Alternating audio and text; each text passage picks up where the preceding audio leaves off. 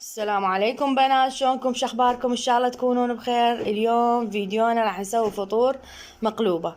وهاي المكونات عندنا هنا الدجاجة قصصينها قطع صغار، وهنا عندنا هاي الخضروات جزر وبصل وفلفل وباذنجان وبوتيتة، وهنا عندنا هذا البصل الناعم راح نسلق بيه الدجاج. تعالوا يا حبايبي. اول شي حبايبي راح نحمس الدجاج، رشة كركم،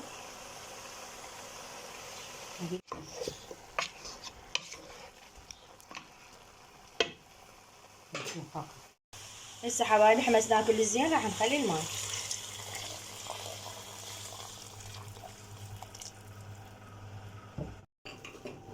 هسه حبايبي فارت الدجاجة وقشينا الزفرة، وهسه راح ندب البهارات الصحاح.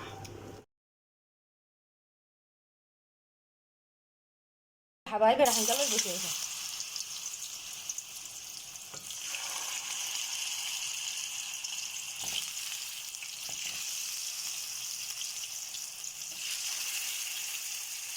طبعا البوتيتة طيناها سلقة خفيفة حتى ما تسحب دهن هواية وتصير صحية أكثر.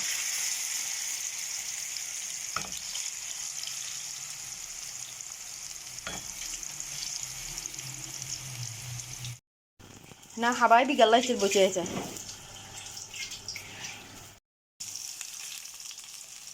هسه حبايبي نقلي الباذنجان.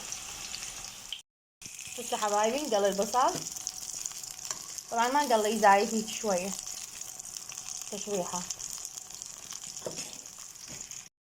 حبايبي هسه نقلي الفلفل، ما نقلي زين هيك شوية. هسه حبايبي شوية نحمس الجزر، حمسة حمس لا صوت عاوة. طبعا هنا حبايبي احنا سالقين الجزر بس طيناه شوية حمسة حتى يعني يكمل استواءه، وطبعا طلع كلش طيب. هنا حبايبي قليت الخضروات. هسه حبايبي راح نطبخ التمن.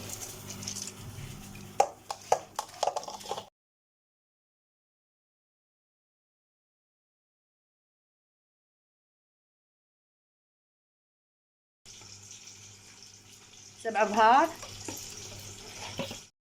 برياني. هسه حبايبي نخلي البصل اول شي. هسه حبايبي نخلي البوتيتة. هسه حبايبي خلينا الدجاج. هسه حبايبي نخلي التمن. هسه حبايبي رجعنا التمن نهدره.